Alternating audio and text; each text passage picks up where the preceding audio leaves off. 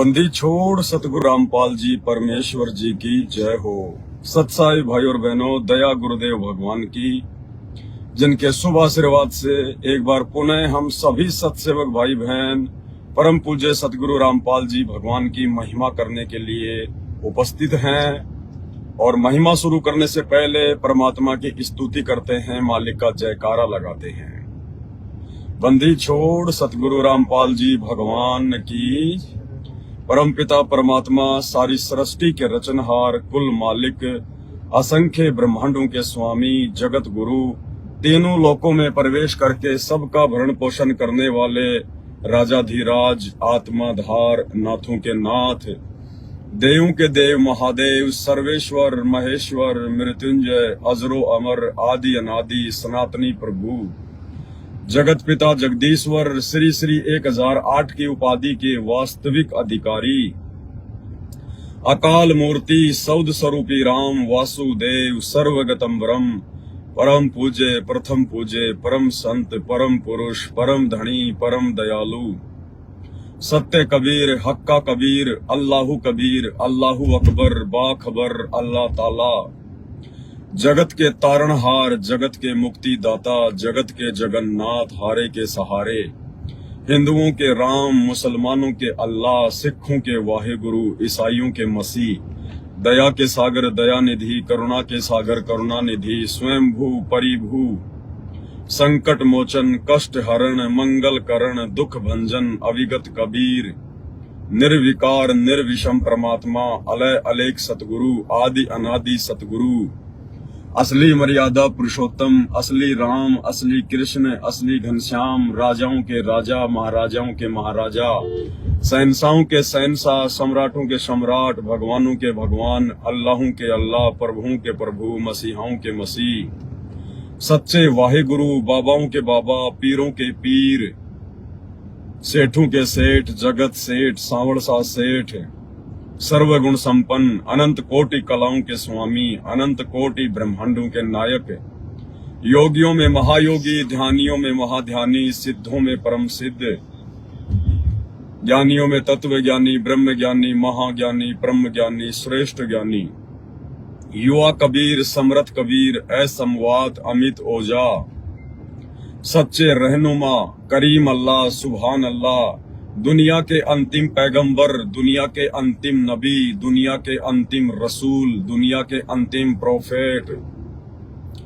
8 सितंबर 1951 से गांव धनाना, जिला सोनीपत, हरियाणा, भारतवर्ष की पावन भूमि पे प्रकट रियल कल्कि भगवान, ब्रह्मा विष्णु महेश के दादाजी, दुर्गा और काल के पिताजी, संत शिरोमणि सतगुरु रामपाल जी भगवान के चरण कमल में देश विदेश से साध संगति सुन व देख रहे सभी सत्सेवक भाई बहनों का अनंत कोटि दंडोत प्रणाम।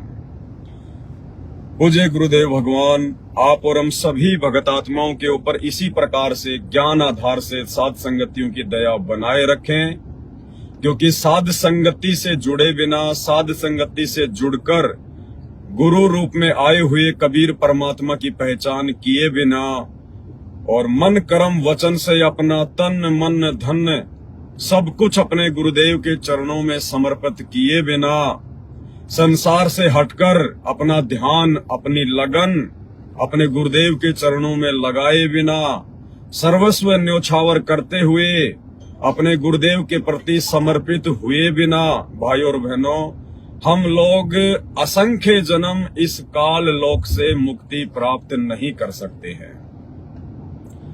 और हमारा परम सौभाग्य, जो परम सौभाग्य ब्रह्मा विष्णु महेश को नसीब नहीं है।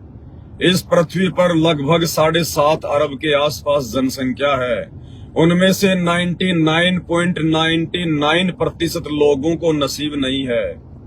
ऐसी हमारी किस्मत, ऐसा हमारा भाग्य, ऐसा हमारा लक कि वो कबीर परमात्मा, वो बाबाओं का बाबा, वो पीरों का पीर, सर्व ब्रह्मांडों को रचने वाला, जिसके आधे बाल के बराबर भी पूरी कायनात, पूरी सृष्टि नहीं है, वो दीनदयाल आज 8 सितंबर 1951 को गांव धनाना, जिला सोनीपत, हरियाणा, भारतवर्ष की पावन भूमि पर सतगुरु रामपाल जी भगवान के नाम से प्रकट है, विद्यमान है।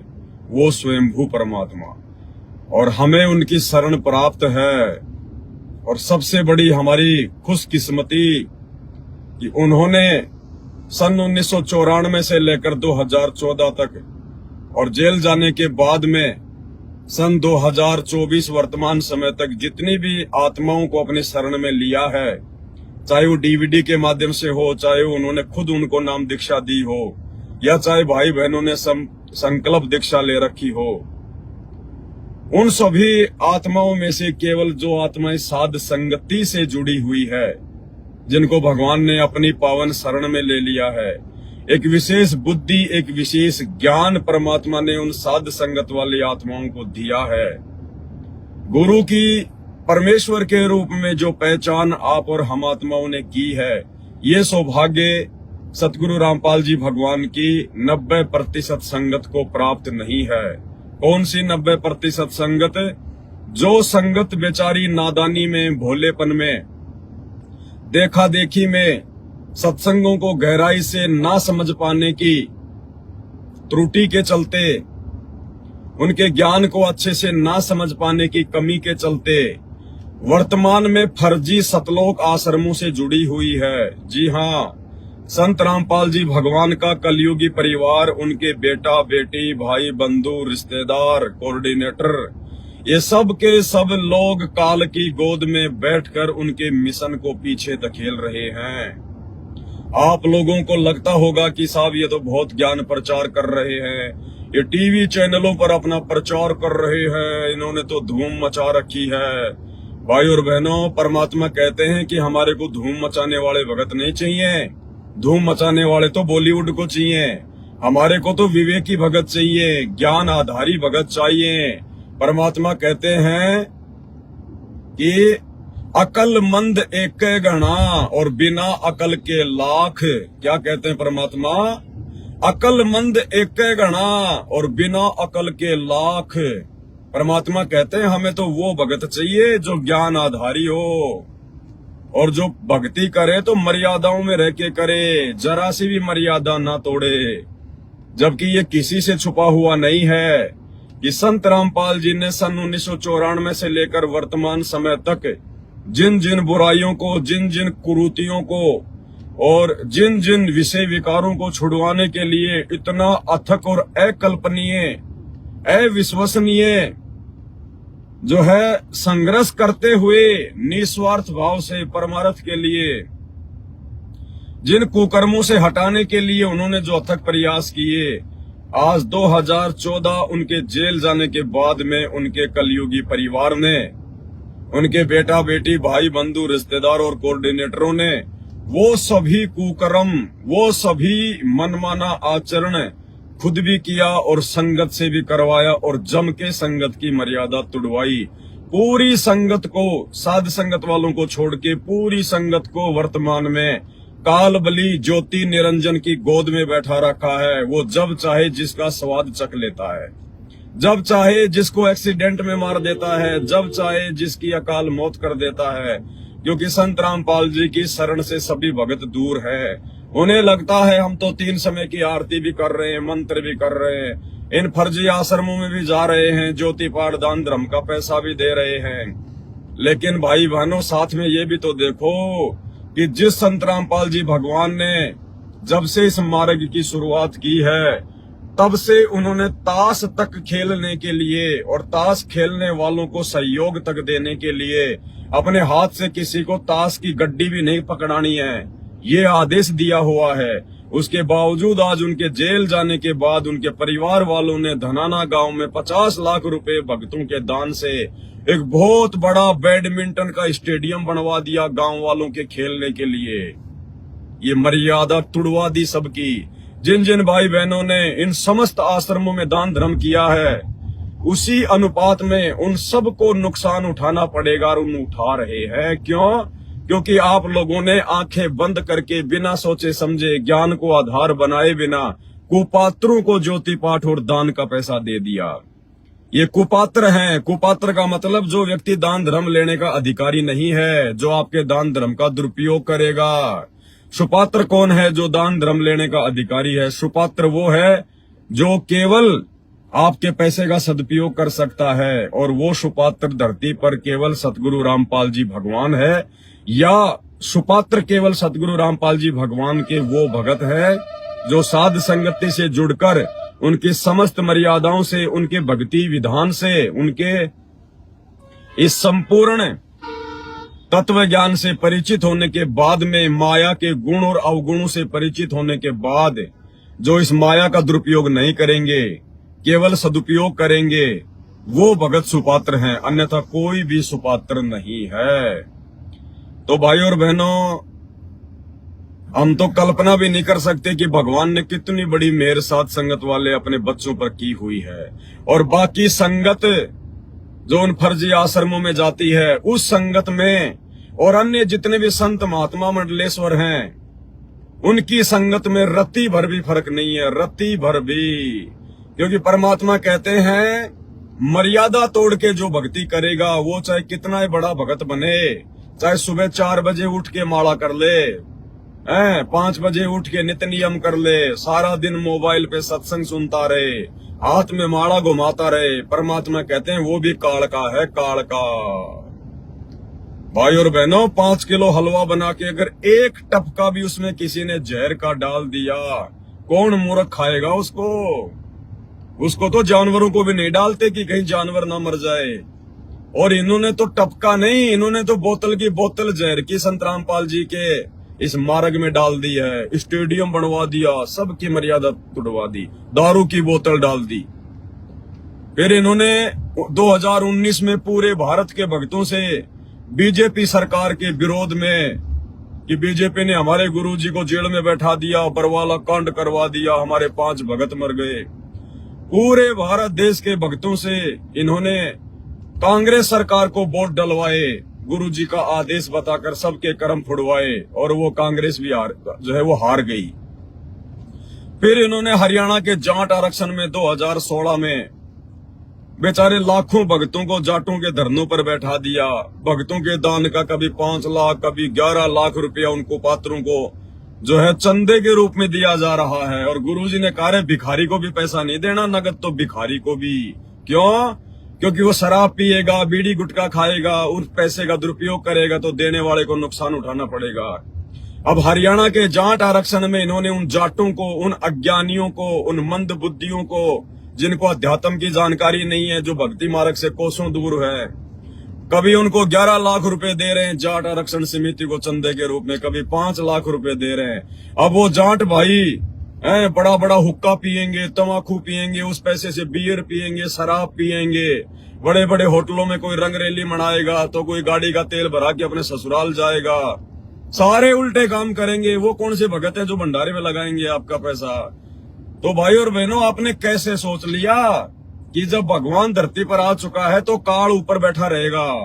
काल को तो भगवान से भी ज्यादा टेंशन है, क्योंकि भगवान काल के मुंह से निवाड़ा छीनने के लिए आया है, अपनी आत्माओं को सतलोक ले जाने के लिए आया है, जो आत्माएं उस काल का आहार है।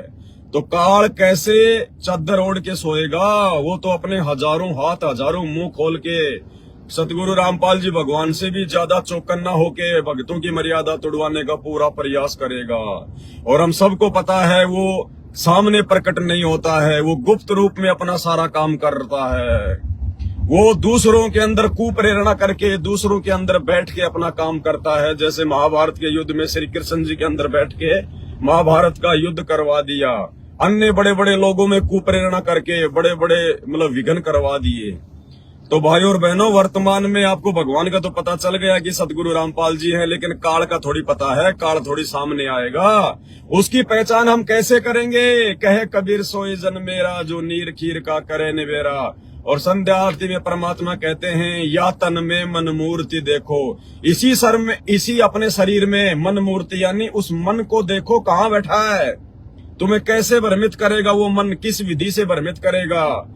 या तन में मन मूर्ति बैठी, यानी वो काल भी तुम्हारे इसी शरीर में है और वो भगवान भी इसी शरीर में है। तो हम कैसे पहचान करेंगे कि भगवान कहाँ है और काल कहाँ है?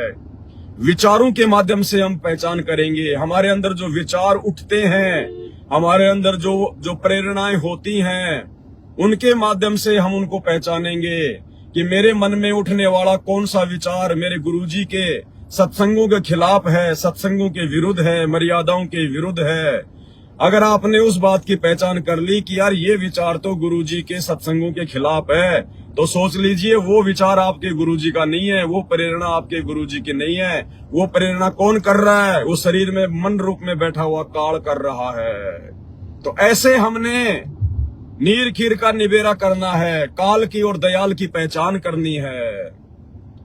और भक्ति के प्रति जो मन में जो अच्छी भावनाएं जागृत होती हैं, सत प्रेरणाएं उठती हैं, वो गुरुजी का आदेश होता है, वो गुरुजी की प्रेरणा होती है। परमात्मा हमें नित्य नियम के लास्ट में पढ़ाते हैं कि भाई शब्द निवास आकाशवाणी यो सतगुरु का रूप है। इसका सरलार्थ है कि एक भगत के मन में भक्ति के प्रति, भक्ति से संबंधित उठने वाली जो भी सत्प्रेरणाएं होती हैं, वो उसके गुरुजी का आदेश होता है, उसके भगवान का उसको आदेश समझना चाहिए। तो भाई और बहनों, बहुत बड़ा जाल है इस काल भगवान का। और देखो कैसे ये खुद जगत की तो छोड़िए, दुनिया की तो छोड़िए, उनकी तो बेचारों की क्या गलती है। उन्होंने तो ना अभी तक सृष्टि रचना सुनी, ना संत रामपाल जी के सत्संग सुनने शुरू किए, क्योंकि कहते हैं सकल पदार्थ है जग माही और भाग बिना नर पावत नाही। कोई भी इंसान, चाहे भगवान उसके घर में क्यों ना आके बैठ जाए, अगर उसके भाग्य में वो चीज नहीं है, अगर उसके पिछले संस्कार मजबूत नहीं है, अगर उसकी किस्मत माड़ी है, कमजोर है, तो भाई घर में आए भगवान को भी नहीं पहचान पाएंगे। जिस प्रकार सतगुरु रामपाल जी भगवान लीलामय तरीके से जिस कलयुगी परिवार में आए 8 सितंबर 1951 को गांव धनाना में, उस परिवार के बाकी लोग नहीं समझ पाए, क्योंकि हरियाणा में कहावत है कि दीपक के नीचे हमेशा अंधेरा होता है। अंधेरा, जो दीपक होता है उसके नीचे हमेशा अंधेरा होता है और बाहर बाहर वो रोशनी करता है। तो संत रामपाल जी जिस परिवार में आए, उस परिवार के सदस्यों ने, किसी ने तो उनको अपना बाप मान लिया, किसी ने अपना पति मान लिया, किसी ने अपना ताऊ मान लिया, किसी ने अपना बेटा मान लिया, किसी ने अपना रिश्तेदार मान लिया, क्योंकि नीचे अंधेरा रहता है, वो परमात्मा के रूप में पहचान नहीं कर पाए। और उस दीपक रूपी सतगुरु रामपाल जी भगवान ने अपना ज्ञान देके जब अपनी रोशनी फैलाई, तो उनके बच्चों ने, उनके हंसों ने, उनकी बेटियों और बेटियों ने, जो कि उनके वचन के बेटा बेटी हैं, आप और हम, उन्होंने उनके ज्ञान रूपी उस प्रकाश की रोशनी से अपने बाप को पहचान लिया। क्योंकि आप और हम कोयल के बच्चे हैं, कोयल के बच्चे। और जो उनके परिवार वाले हैं, उनके रिश्तेदार वाले हैं, उनके आसपास रहने वाले हैं, वो कौवे के बच्चे हैं, कौवे के बच्चे यानी काल के बच्चे हैं। तो भाई और बहनों, इन समस्त घटनाओं को हम केवल उनके ज्ञान से समझ सकते हैं। भगवान समदृष्टि होता है, भगवान दयालु होता है। भगवान कहते हैं कबीर कपट से भक्ति करे मैं उसको भी अपनाऊं, अरे साम दाम दंड भेद से फिर मैं सीधे रास्ते लेकर आऊं। परमात्मा तो दुष्ट से दुष्ट व्यक्ति को भी चाहता है कि ये मेरे शरण में पड़ा रहे और भक्ति करता रहे, कभी न कभी तो समझ में आएगी। इसलिए परमात्मा उनके कुकर्मों को देखते हुए भी उनको टोका टाकी नहीं करता है, क्योंकि अज्ञानी आत्माओं को, काल के एजेंटों को परमात्मा यदि टोक दे तो बहुत जल्दी वो जो है वो गुस्से में आ जाते हैं, उनके मन के भाव बिगड़ जाते हैं, वो परमात्मा की शरण से दूर चले जाते हैं। इसलिए भाई और बहनों, अपने अज्ञानी परिवार की, अपने काल प्रेरित परिवार की, अपने काल एजेंट रिश्तेदारों की, इन कोऑर्डिनेटरों की परमात्मा ने उनके मुंह पर कुछ भी ना बोलते हुए भाई और बहनों आप और हमें ज्ञान आधार से समझा दिया, संकेतों में कि बच्चों देख लो मेरे ज्ञान के विरुद्ध कौन चल रहा है, मेरे ज्ञान के विरुद्ध, मेरे भक्ति मार्ग में मेरे भक्तों की मर्यादा वर्तमान में कौन तोड़वा रहा है। ये बड़े बड़े स्टेडियम बनवाकर, गंदी राजनीति करवाकर, गुंडों की सीबीआई जांच करवाकर 5-5 लाख रुपए देकर, आरक्षण में 11-11, 15-15 लाख रुपए भक्तों के दान का चंदे के रूप में देकर मेरे भक्तों की मर्यादा कौन तोड़वा रहा है, मेरे मिशन को कौन फेल करने की दिशा में आगे बढ़ रहा है। भाई और बहनों, बहुत गहरा रहस्य है, ये चीज हमने खुद समझनी पड़ेगी गुरुजी के सत्संग का आश्रय लेके। एक सत्संग में गुरुदेव भगवान ने हमें एक कहानी सुनाई, हमारे को एक वो कथा सुनाई लाल और लालड़ी की। और क्या बताया परमात्मा ने लाल और लालड़ी की उस कथा में? वो कथा तो हम सबको पता है, इसलिए मैं वो पूरी कथा नहीं बताऊंगा, उसका सारांश बताऊंगा। जब वो दोनों बच्चे, जब उनका पिताजी की मृत्यु हो गई, तो अपनी माँ से वो लाल लेकर, लाल एक कीमती वस्तु होती है, 9 करोड़ का होता है, छोटा सा, जैसे बच्चे गोलियां खेलते थे वो कंचे, ऐसा होता है लाल। मालिक ने बताया, देखा तो किसी ने नहीं है। वर्तमान में तो वो लुप्त ही हो चुके हैं, या धरती पर भी हैं तो केवल संत रामपाल जी को पता है कि कहाँ रखे, और किसी के माई के लाल को नहीं पता, क्योंकि अंतर्यामी बता सकता है कहाँ पे क्या है। तो जब वो दोनों बच्चे वो लाल लेकर कि भाई हमारे बाप का साया तो सिर पे रहा नहीं, और ताऊ जी जो है मतलब की व्यापार करते हैं, तो ताऊ जी के साथ मिलकर छोटा मोटा धंधा शुरू कर लेंगे भाई, और ये मेरे पिताजी के रखे हुए लाल ताऊ जी को दे देंगे उधार रूप में। दोनों बच्चे लाल लेके पहुंच गए। ताऊ जी ने देखा और बच्चों से पूछा, बच्चों क्यों आना हुआ? बोले, ताऊ जी आपको तो पता ही है, पिताजी का साया सिर से हट गया है, माँ अकेली है, अब हम 2 हैं, गुजारा कैसे होगा? माँ ने कहा है कि अपने ताऊ जी के पास जाओ बेटा, को थोड़ा बहुत व्यापार धंधा करो, और बेटा ये तुम्हारे बाप के समय के रखे हुए लाल है, ये ताऊ जी को दे देना, इससे सामान खरीद के आगे अपना बिजनेस करो। ताऊ जी ने कहा कि लाओ बेटा वो लाल कहाँ है? ताऊ जी के हाथ में लाल रख दिए। ताऊ जी ने लाल को देख के वापस बच्चों को दे दिए कि बच्चों बहुत अच्छी बात है, अपनी माँ को वापस दे के आ जाओ, और जब कभी आवश्यकता होगी तब हम इन लालों को जो है प्रयोग करेंगे, फिलहाल मेरी खूब उधार चलती है, मेरी गुडविल बहुत अच्छी है मार्केट में। दोनों बच्चे वापस गए, लाल रख के आ गए, ताऊ जी के साथ में काम धंधे में हाथ बटाने लग गए। काफी समय हो गया, ताऊ ने काफी समय उनको आदान प्रदान करवाया लाल का, जहां से उधार सामान लेते थे। ताऊ जी कहते थे, जाओ बच्चों सेठ जी का पैसा दे के आओ, ये लाल ले जाओ। बच्चे लाल ले जाते, सेठ जी को दे के आते, रास्ते में लाल को देखते जाते, अरे लाल ऐसा होता है, अरे लाल ऐसा होता है, अरे अरे अरे। काफी बार आदान प्रदान करवाया। एक समय ताऊ ने जानबूझकर ताऊ ने बच्चों को लाल की जगह लालड़ी दे दी। लालड़ी यानी लाल तो असली होता है, लालड़ी नकली होती है। लाल की कीमत गुरुदेव ने 9 करोड़ की बताई, तो कभी 9 लाख की बताई, क्योंकि मुद्रा का अलग अलग सिस्टम होता है। जैसे कागज का नोट 2000 का भी होता है, कागज का नोट 1000 का भी होता है, कागज का नोट जो है 5 रुपए का भी होता है, 20 रुपए का भी होता है। तो उस आधार से परमात्मा उसकी कीमत बताई कि 9 करोड़ का लाल होता है। और जो लालड़ी होती है वो लालड़ी नकली होती है, वो दिखती लाल के जैसी है, लेकिन जो जोहरी होता है वो उसकी परख करना जानता है, वो 2 कौड़ी की होती है, 2 रुपए की नहीं होती। तो ताऊ जी ने जानबूझ के उन बच्चों को लालड़ी दे दी कि जाओ बच्चों ये लाल ले जाओ और सेठ जी का उधार चुका के आ जाओ। दोनों बच्चे खुशी खुशी गए, देखते गए, जाके उनको सेठ जी को लाल दे दी कि सेठ जी ये लो लाल हमारे ताऊ जी ने दिए हैं, आपकी जितनी भी उधार है वो अपनी चूकती करो। अब सेठ जी ने जोरी को बुलाया, जो लाल की जो है वो परख किया करता था कि असली नकली तो नहीं है। जोरी तुरंत आया, वो कुछ पैसे ले लिया करता था, 10-20 रुपए जो भी उस समय होते थे, बताने के कि साहब ये असली है या ये नकली है। जोरी आया, जोरी ने अपने सिस्टम से ऊपर नीचे करके देखा और बोला, सेठ जी ये तो लालड़ी है, लालड़ी कौन ठग रहा आपको? अब सेठ जी ने उनको हाथ में लिया और यूं देखा, यूं गली में फेंके हैं। बोले, तुम्हारे ताऊ जी ने धोखा करना भी सीख लिया हैं? अरे मैंने सामान देने में कोई कमी छोड़ दी क्या? जो तुम्हारे ताऊ जी मेरे साथ में धोखा करने लग गए, धोखेबाज भी हो गए तुम्हारे ताऊ जी। बच्चों ने कहा कि सेठ जी हमारे ताऊ जी ऐसा नहीं है, हो सकता उनसे धोखा लग गया होगा। धोखा लग गया। दोनों बच्चे वो लालड़ी उठा के और देखते देखते आ रहे हैं कि भाई इसमें क्या कमी है, ये भी उसके जैसे दिखाई देता है। काफी कुछ उन्होंने उसमें अंतर महसूस कर लिया। सेठ जी ने भी बता दिया कि लाल ऐसा होता है, लालड़ी ऐसी होती है, ले जाओ इसको। दोनों बच्चे मायूस होके ताऊ जी के पास आए और कहा, क्या हुआ बच्चों? बोले, ताऊ जी क्या बताएं? बोले, वो सेठ जी ने तो बोले ये कह रहा है कि ये तो लालड़ी है, लाल नहीं है। ताऊ जी बोले, दिखाना बच्चा, जरा दिखाना, अरे कहीं मेरे से धोखा तो नहीं हो गया? और वो ताऊ जी ने ओ हो बोले, बच्चों मेरे से तो धोखा हो गया, धोखे से दे दिया, मैंने सोचा लाल थे, अंधेरे में मेरे को पता नहीं रहा बच्चों, अरे ये तो लालड़ी है, लालड़ी।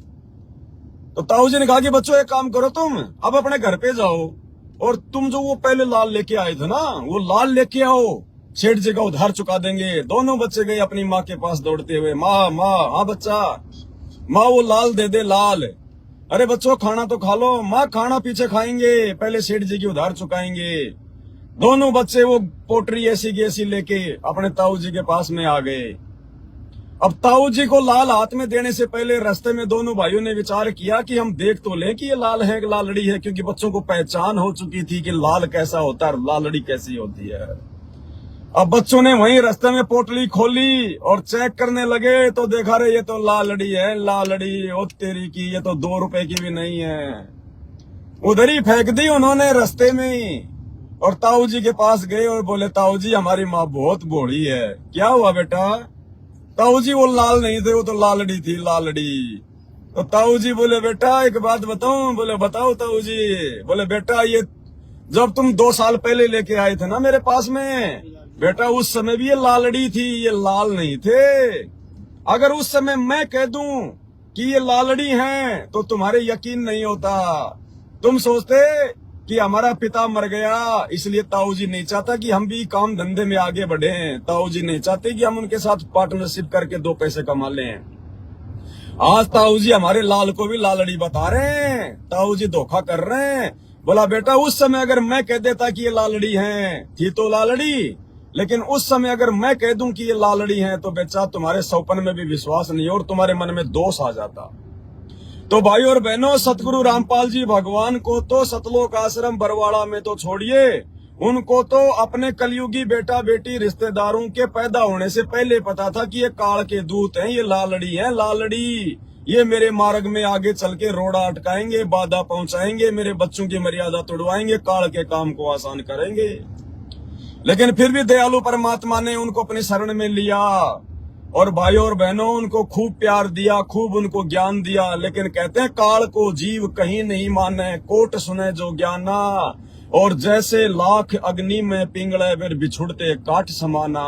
लाख एक धातु होती है, पहले उसकी चूड़ियां बनती थी और जो मणियार होता था जब उसकी चूड़ियां बनाता था तो उसको आग के पास में ले जाके उसको थोड़ा सा नरम करके फिर फटाफट उसको गोलमोल करता था, क्योंकि वो जो काठ होता था वो ऐसी धातु होती थी, जैसे ही आप उसको आग से यानी आप उसको अग्नि से दूर करोगे वो तुरंत वो जो है वो कठोर हो जाती थी, टाइट हो जाती थी। तो कहते हैं काल को जीव कहीं नहीं माने, कोट सुने जो ज्ञाना। काल का जो जीव होता है, काल का जो एजेंट होता है, उस लाख की तरह होता है। जब तक वो संतों के साथ में रहता है, संतों के चरणों में रहता है, तब तक तो वो भगत बना दिखाई देता है, बहुत बड़ा साधु दिखाई देता है।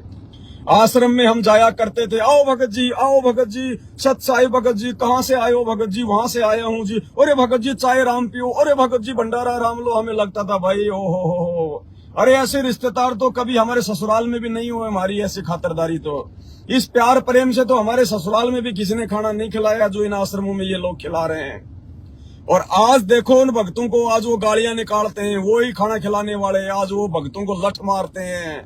आज वो ही भगत राजनीति कर रहे हैं, वो ही स्टेडियम बनवा रहे हैं, वो ही भक्तों को लूट रहे हैं, वो ही गुंडों की सीबीआई जांच करवा रहे हैं, वो ही बीजेपी में कभी कांग्रेस में गंदी राजनीति खेल रहे हैं, भगवान के मिशन को तोड़ रहे हैं। इसीलिए भगवान कहते हैं कि भक्ति भाव भादो नदी और सबे चले गहराए, भाई सरिता सोए जानिए जो जेठ मास ठहराए। परमात्मा कहते हैं जिस समय आप आश्रम में होते हो, अपने गुरु जी के पास होते हो, उस समय पता नहीं चलेगा कि तुम भगत हो। कब पता चलेगा भगत का? जब तुम संतों से दूर होगे, जब तुम्हारी परीक्षा का समय होएगा। जिस प्रकार परमात्मा कहते हैं कि जेठ का महीना जो होता है, अप्रैल और मई का महीना वो बारिश का महीना होता है, मई जून जुलाई। उस समय जब बारिश होती है तो छोटे छोटे नदी नाले सभी जो है पानी से लबालब होके बहने लगते हैं। उस समय आप पहचान नहीं कर पाओगे कि असल में नदी कौन सी है जिसमें 12 महीने पानी बहता है। उस समय पहचान नहीं कर पाओगे। उसकी पहचान आप उस समय करोगे जब बरसात का समय समाप्त हो जाएगा, जब वो गर्मी का समय शुरू हो जाएगा। उस समय वो छोटे छोटे नदी नाले सूख जाएंगे और वास्तु में जो सरिता होगी, सरिता यानी नदी, वास्तु में जो नदी होगी उसकी पहचान गर्मी के महीने में होगी, जो गर्मी में भी बहती रहेगी। तो जो असली भगत होते हैं, जो सतगुरु के भगत होते हैं, उनकी पहचान उस समय होगी जब वो सतगुरु से दूर होंगे, जब उनकी परीक्षा का समय होगा। जैसे वर्तमान समय जेठ महीना चल रहा है, जेठ मास चल रहा है, परीक्षा का समय चल रहा है, क्योंकि गुरुदेव 10 साल से जेल में बैठे हैं और अब बाहर मालूम चल रहा है कि कौन भगत है, कौन है भगत है। जो भगत थे वो तो सात संगति से जुड़ गए, जो असली भगत थे, जो असली जो मतलब जो नदी थी, जो सरिता थी, वो तो सात संगति से जुड़ गई, वो तो सत्सेवक बन गए। और जो फालतू के जो नदी नाले थे, जो खाली दिखावटी भगत थे, दिखावटी सत्साहिब करते थे, दिखावटी अधीनता लेके आते थे, अंदर उनके वो जहर भरा हुआ था, आज उनकी पहचान हो गई। आज वो सतलोक आश्रम मैनेजमेंट वाले हो गए। आज वो उन फर्जी आश्रमों से जुड़े हुए हैं जो नीर खीर का निबेरा नहीं कर पा रहे। तो भाई और बहनों, उस ताऊ को, सतगुरु रामपाल जी भगवान को तो शुरू से पता था अपने इस परिवार के बारे में, अपने बेटा बेटी के बारे में। उनको तो आश्रम में सब पता था कि ये नालायक यहाँ क्या करते हैं, क्या ये कुबद कर रहे हैं, क्या क्या ये विकार कर रहे हैं, कितनी बकवाद करते हैं यहाँ पे ये। क्योंकि अंतर्यामी भगवान को तो सब पता है, वो सबकी मन की, सबकी घट की बात जानता है। उनको इनके कुकर्मों का अच्छे से पता था कि मेरे बेटा बेटी कैसे हैं, ये रिश्तेदार कैसे हैं, ये कोऑर्डिनेटर कैसे हैं। लेकिन दयालु मालिक यदि उस समय हमें बता दे कि बेटा ये लाल नहीं, ये तो लालड़ी हैं, तो हम उनकी एक भी बात पे यकीन नहीं करें उस समय, और उनके परिवार वाले भी नाराज हो जाते। हम यकीन क्यों नहीं करते? क्योंकि हमने गुरुजी के परिवार के कुकर्म कभी देखे ही नहीं थे। कुकर्म तो हमने उनके बरवाला कांड के बाद आज देखे हैं, जो इन्होंने गुरुजी की हर मर्यादाओं के विपरीत कुकर्म कर दिए। स्टेडियम बनवा दिया, संगत का पैसा फर्जी आश्रम बनवा के इन पत्थरों में बर्बाद करवा दिया अपने धंधे के लिए, ताकि संगत आती रहे, ज्योति दान का पैसा देती रहे। स्टेडियम बनवा दिया, गंदी राजनीति करवा दी। आनंद पाल जैसे गैंगस्टरों की सीबीआई जांच में 5-5 लाख रुपए दे दिए। जाटों के आरक्षण में भक्तों का दान चंदे में देके बर्बाद करवा दिया। अयोध्या में भंडारा करवा दिया, आन उपासना में सहयोग करवा दिया। दुनिया भर के कुकर्म करवा दिए। कबड्डी के मैच में 31 हजार रुपए गुरुदेव का बड़ा लड़का जो है वो ट्रॉफी में देता है। हर प्रकार से कुकर्म। तो आज हमें पता चला है कि ये लाल हैं या लालड़ी हैं। लेकिन भाई, अगर गुरुजी उस आश्रम में बता देते कि बेटा ये भगत नहीं है, काल के दूत है, ये आगे चल के तुम्हें बर्बाद करेंगे, मेरे मार्ग में गंदगी फैलाएंगे, आप और हम अपने गुरुजी की उस बात पे यकीन नहीं कर पाते। कहते हैं नाम दीक्षा लेने के बाद जो अपने गुरुजी के वचन पे अविश्वास करता है, कहते हैं उसकी भक्ति बर्बाद हो जाती है। तो परमात्मा ने ऐसी योजना बनाई कि एक समय आने पर जब इनके कुकर्म हद से ज्यादा बढ़ जाएंगे, इनकी मनमानियां बढ़ जाएंगी हैं, और काल जब इनको निमित्त बना के बरवाला कांड करवाएगा, और जब मैं जेल चला जाऊंगा मेरे बच्चों की परीक्षा लेने के लिए, तो मेरे पीछे से मेरे जो ज्ञान आधारी बच्चे हैं, सब नहीं, जो ज्ञान आधारी हैं, जो सतगुरु के युगों युगों के हंस हैं, माल हैं, वो बच्चे इनके कुकर्म देखकर पहचान जाएंगे और इन आश्रमों में जाना छोड़ देंगे, इनकी कुसंगति करना छोड़ देंगे, घर बैठ के भक्ति करेंगे और अपने भाई बहनों को भी समझाया करेंगे। क्योंकि घर घर आश्रम बन गए, घर घर आश्रम बन गए। अरे जिस घर में परमात्मा का दरबार लग गया, जिस घर में भगवान का भेड़ लग गया, जिस घर में आप 3 समय की आरती कर रहे हो, बैठ के सत्संग सुन रहे हो, मंत्र कर रहे हो, अरे वो आश्रम ही तो है, और क्या शमशान घाट थोड़ी है। उससे बढ़कर आश्रम और कौन हो गया? उससे बढ़कर आश्रम तो वो है जहां आपके गुरुजी साक्षात बैठे हो। तो वर्तमान में इस धरती पर 2 ही आश्रम है, या तो हिसार की जेल जहां पे संत रामपाल जी शरीर रूप में बैठे हुए हैं, या फिर आपका वो घर जहां पे आपने दरबार लगा रखा है। 2 ही आश्रम है। तीसरा यदि कोई आश्रम है जो मैनेजमेंट ने खोल रखे हैं, ये तो केवल धार्मिक धंधे के लिए खोल रखे हैं, भक्ति और भगवान के लिए नहीं खोल रखे हैं।